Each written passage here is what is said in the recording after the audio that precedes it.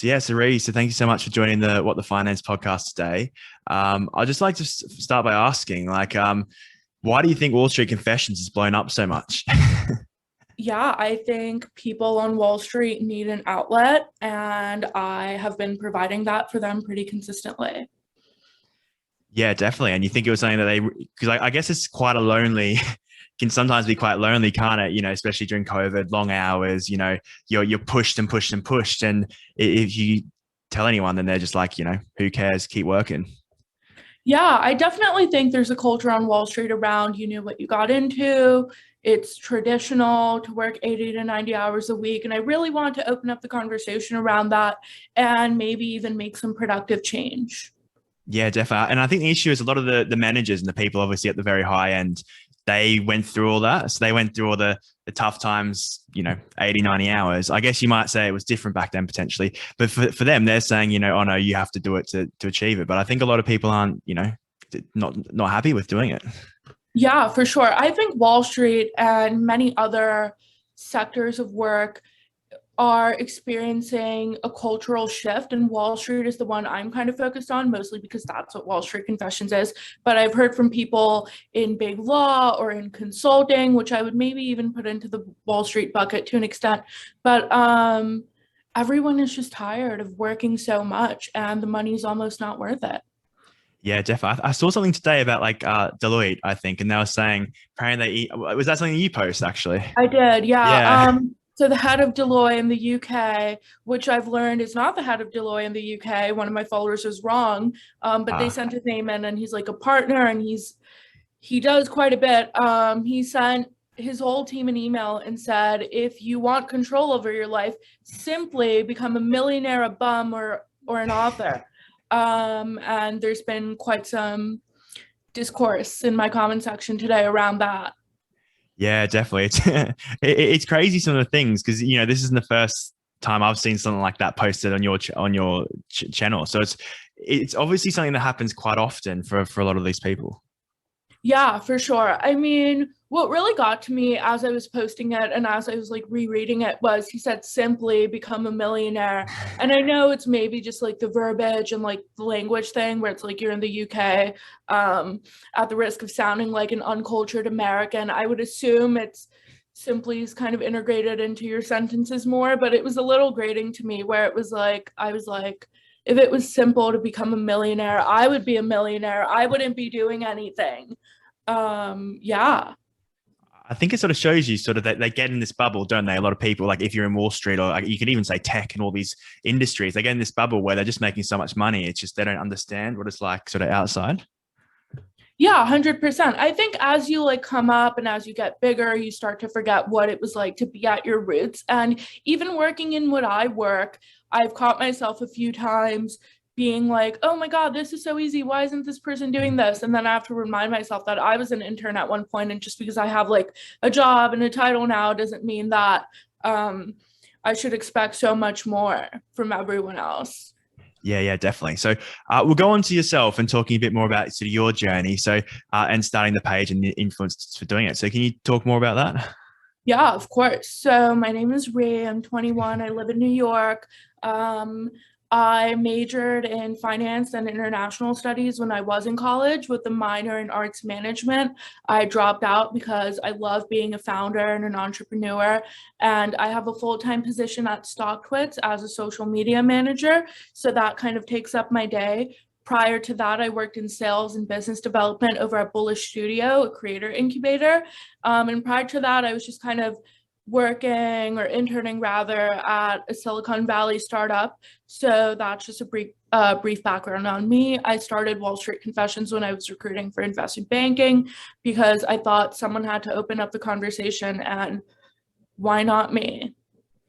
Yeah, and was that because people you knew were sort of having certain experiences or something stuff that you experienced yourself?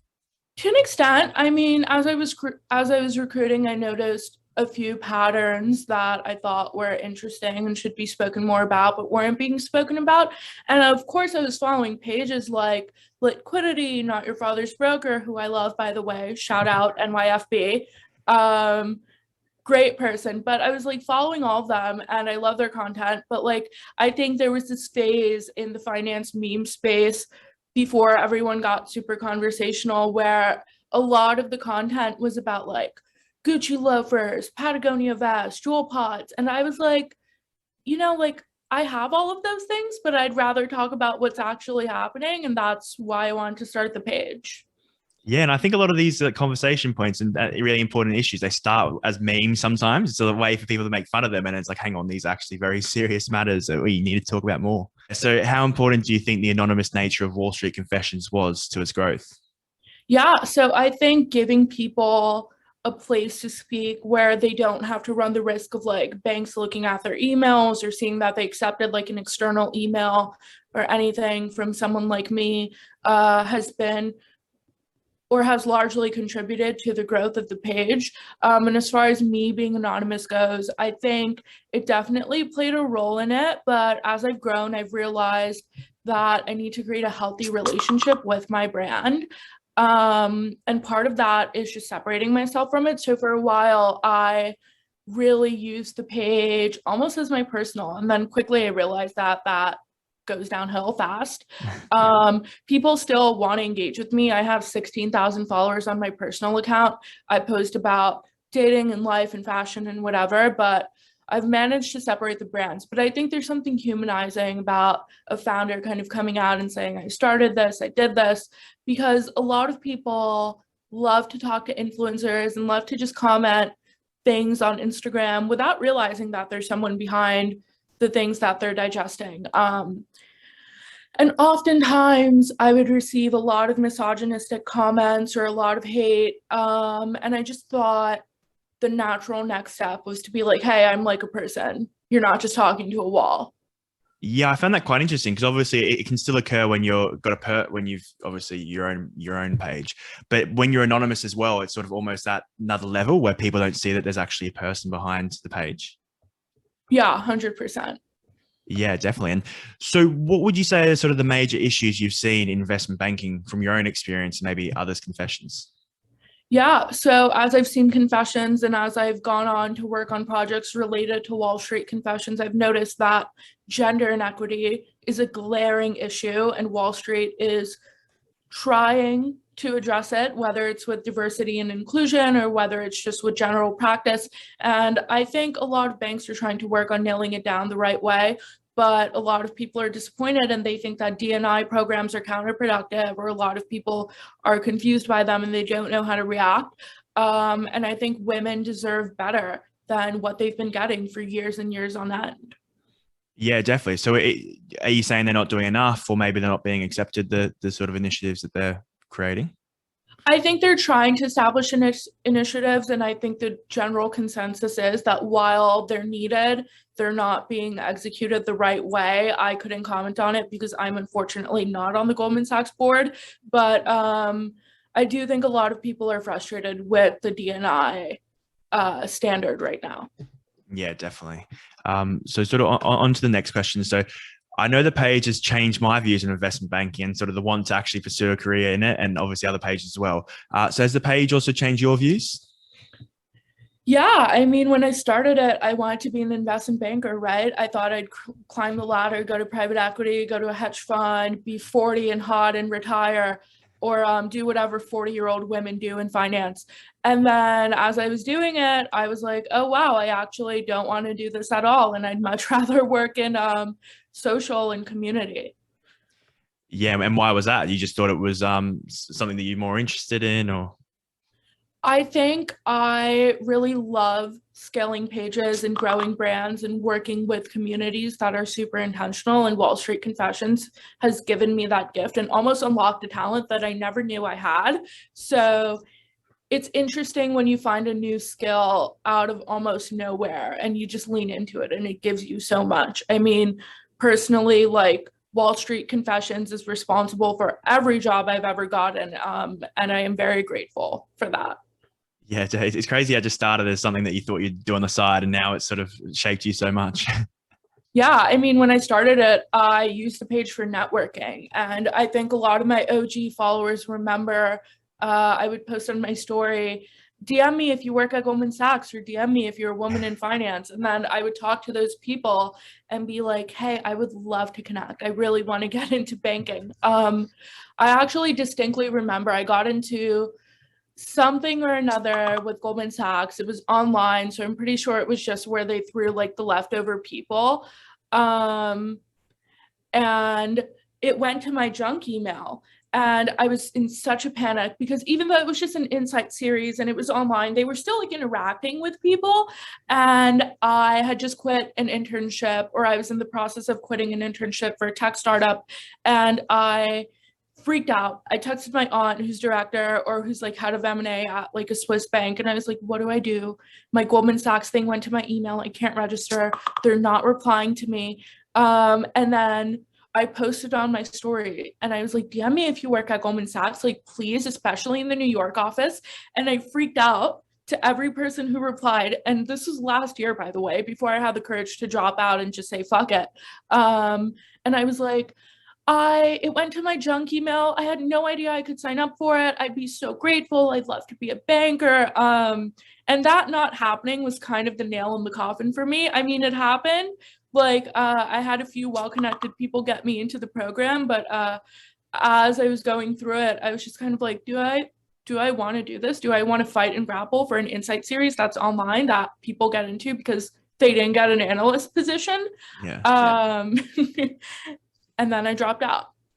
Yeah. And I think the thing as well, it's like there's that pathway of, as you said, going into investment banking and then private equity and all these other things. But it's like, hang on, why can't I actually, I know I'm doing it myself. I'm, equity analyst intern. Why can't I actually do the things I want to do now, learn what I actually want to learn? And then from there, I can sort of be ahead, if you know what I mean?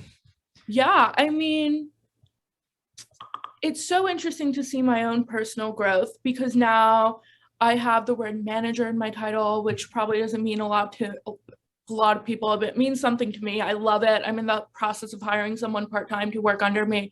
And it's just so crazy that like social media has given me the power to actually have like a position where I know what I'm doing and where I can like bring people on to work with me instead of like me doing the whole thing for like 3 to 4 years and then still working 80 hours a week.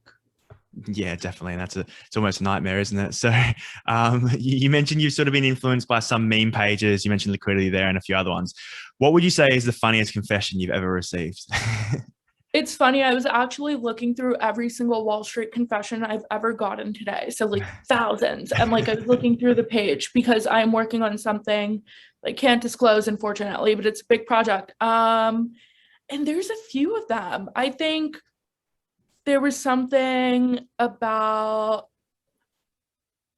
so this person like works on the desk, and when like he's waiting for comments to come back, he works on a suit style script called Vests, about life and investment banking. I thought that was quite funny. Yeah, there's a lot of like little funny anecdotes, but I think the more serious ones definitely stick with me. There's this one that I sent in, I posted it, where this is my own Wall Street confession. I was on a date with someone, and right after I went home with them and we like hung out, he told me that he just got a text of a new Excel formula and he can't wait to use it and he's so excited. And I was like, wow, that's what you're excited about right now. And I saw that again today and I just kind of had a moment to myself and laughed and was like, this is my life. Wow. So that actually happened. I thought that was just memes. It's actually true. No, that happened to me. Wow, I'm sure that went down quite well. So what would you say is the confession that's, I guess is a similar, left the greatest impact on you? I don't know if it's a bad one or a good one. Or There's so many that have left such a profound impact on me. I think the ones that women send in about their Me Too experiences, maybe on a darker note, maybe this response is on a darker note, but the Me Too experience is one always leaves such a profound impact on me. And I've talked about this quite a few times in interviews and on the page, but I was assaulted when I was 17, and it's such a scary feeling and it's so isolating. And whenever I get those confessions and whenever I read them, I don't feel so alone anymore. And it's just this deeply raw and almost primal feeling to have something taken away from you, and to know that other women go through that always comforts me weirdly, but it also makes me feel so awful for them. And that's a big part of the reason why I continue to do Wall Street Confessions despite everything that's happened over the past 2.5 years. Yeah, definitely. As you said, it's almost like a community in terms of other people who are struggling, and they can actually, it's not just them going through, be it whatever it is. There's other people who are going through it as well. And as you said, it can give you comfort, can't it? Absolutely. I mean, I've always considered Wall Street Confessions to be a community of finance professionals. Yeah, definitely. And then in terms of how you want to grow it, do you have any other things? Are you just going to keep it as it is? Or are you trying to implement new things, if you can talk about it? I'm working on stuff. I don't know how much I can say without my agent texting me. But there's a lot of stuff in the works that I'm very excited about. So Wall Street Confessions, I really want to turn it into a full-on financial media brand versus just an Instagram page. And I've never considered it really to be just an Instagram page. Again, I think it's a community, but I definitely want to grow out of just being on one platform. Yeah, definitely. And is that just having more impact on people as well? Would that be the main goal of that, and trying to spread the positive impact as well? Yeah, I mean, the goal would be brand awareness and to get people talking and to continue to develop the conversation. And I think maybe in 5 years, it'll be more than just Wall Street Confessions. It'll always be Wall Street Confessions, but I hope I can start opening up the conversation everywhere for how women are treated. Yeah, so not just Wall Street, but other industries as well. Yeah. Yeah, awesome. So if you could sort of send a message to the people who've confessed on anonymously, who are struggling in their role for one reason or another, what would that be? Yeah, I mean, well, first of all, if it's to anyone who's ever sent something in to me, thank you. I never say this enough, and I wish I said it more, or I wish I had a way to say it after something was received, but I truly appreciate how vulnerable people get. If you look at the page, people are so vulnerable about their love lives, about their personal lives, about their battles with mental health. And it just means the world to me that people want to share, and they do share. So aside from that, I would say if you're going through something, I frequently post hotlines and resources on the page, whether it's on the stories or in captions, and to remember that no matter what you're going through, you're not alone. Hundreds and thousands of people are having the same experience you are. And on Wall Street Confessions, if a post gets even 1,000 likes, that's 1,000 people who resonated with what you're going through. And to just be resilient and be brave and continue to push through. Yeah, definitely. I think it seems like for those types of jobs, it's really, unfortunately, sometimes it's pushing through, or trying to challenge as well, trying to make sure you can help improve. So what would you say has been the most challenging part of running the page? I would say the misogyny is never fun. I have received threats before in my direct messages. It gets quite scary sometimes, actually, and that's part of the reason my personal account's no longer in the bio. I used to say like founder and then like my personal handle. It's not there anymore, even though I am very open about who I am and I do press. Yeah, I would just say one of the hardest things is the misogyny that I face, and that's on a personal level. But on another note, I would say sometimes people send in really intense things, and if they don't say who they are, I always get this sinking feeling of wanting to help them, but not being able to help them or not being able to talk to them. And that is always very hard. And I've learned to kind of try and let go of that, but it's a process. Yeah, because how it works is it's literally just like a text box and there's no info or anything, and they just click to send through. So there's no way for you to contact them or even respond anonymously. Yeah, I mean, information is optional right now, I think, and I realized as I implemented that process that a lot of people won't do it out of risk of it being tracked back to them, and I wanted to recreate the safe space, for lack of a better word, that I was giving people. So I made it optional. People still send their names in, but the more heavy ones don't. Yeah, definitely. And would you say the misogynist comments you think come from people who maybe feel threatened? I don't know. What do you think? Perhaps. I think when men comment that things haven't happened to women and some of the misogyny goes on to me, I always wonder what they do in their day to day and how they treat women in the office. It's not about feeling threatened maybe, but more so attacked and having to analyze their own behavior. So there was a post the other day where a woman had to take off her blazer and put on heels and go into a meeting with not reading up on and she couldn't read up on it before, and they told her that the purpose of her being in the meeting was to make everything look prettier.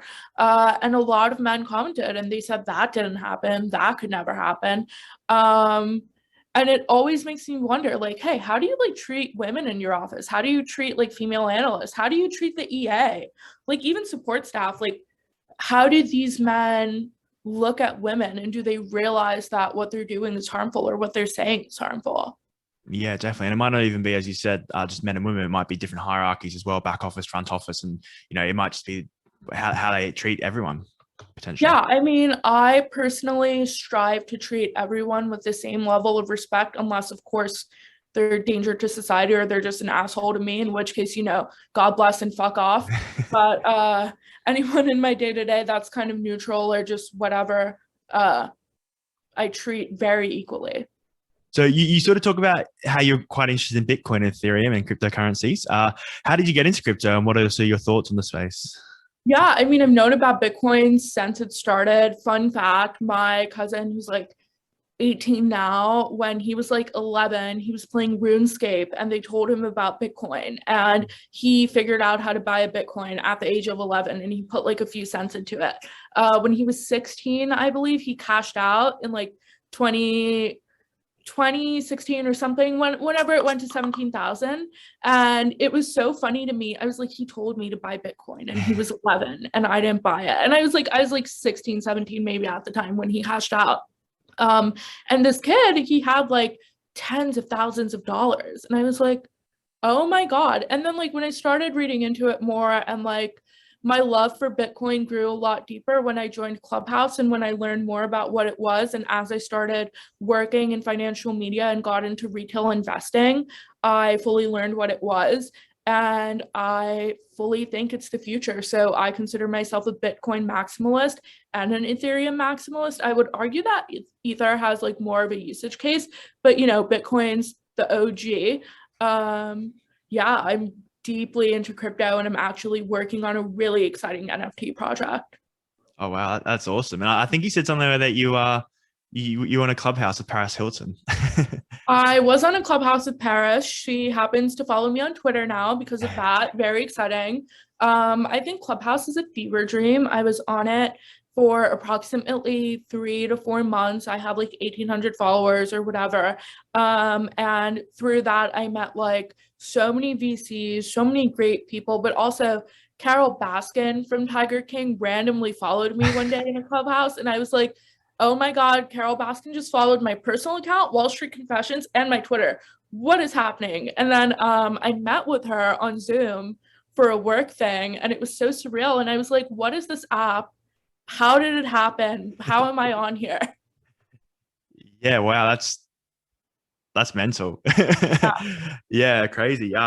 So sort of were a lot of those people talking about crypto and blockchain and sort of the development of the ecosystem? Was that what it was about? Yeah, I think I just went into a lot of Bitcoin rooms because I was naturally curious, and the conversation around Bitcoin was opening up a lot more last year. And I fully learned what it was. I started putting money into it. I would say actually 75% of my portfolio is cryptocurrency, which I'm very happy with. And it was just so exciting to me, one, because Bitcoin has such a strong community, and so does Ether. And the cryptocurrency space is just so new and accepting. Not so much new, but it's really caught a rip now. And the people are so kind, and the communities are so real, and they want to add value, and they want a better future. Yeah, definitely. I think that's one thing I've noticed in crypto. It's very open community, and it's very much about developing and progressing, especially like, I guess it doesn't happen as much in Bitcoin, but Ethereum, especially like developing the protocol and trying to make it have an impact on the world. Yeah, for sure. Yeah, definitely. So on to my last question. So thanks for joining the interview. I also like to ask, what sort of impact would you like to have on the world through Wall Street Confessions and your own journey? Yeah, I think with Wall Street Confessions, I just want the world could be better for people who are working in professional services. I think there's a common narrative going around that if you make $90,000 a year, or if you make six figures a year, you're not allowed to have feelings. And I kind of want to dispel that narrative, because yeah, like life can be easier, or can be easier if you have money, but if you don't have any time to spend it, and if you're just kind of sitting at a desk, what is that, you know? And if you do have to sit at a desk, you should be treated well. You should be mentally well. You shouldn't be hated on or treated differently than others because of your gender, your sexual orientation, your race. And I would just hope that Wall Street Confessions can open up conversations that lead people to analyze their behaviors and start making positive changes in their day-to-day lives. And with my personal journey, I want Ethereum to go to $10,000. I want Bitcoin to go to $100,000. And that's all I have figured out right now. And cash out and go to the Maldives or something. I would never cash out on Bitcoin. Oh no. Ethereum, maybe. Maybe. Okay, perfect, Ri. So if you want to get in contact with you, I know obviously Wall Street Confessions, what other platforms can they? Yeah, NYC Sad Girl on Twitter and Instagram. Check out StockTwit social media. Nothing I said here reflects the views of my employer. It's on my own. But yeah, hit me up on Twitter and Instagram. I'm always open to talking. Awesome. Thank you so much for joining us today. Thank you for having me.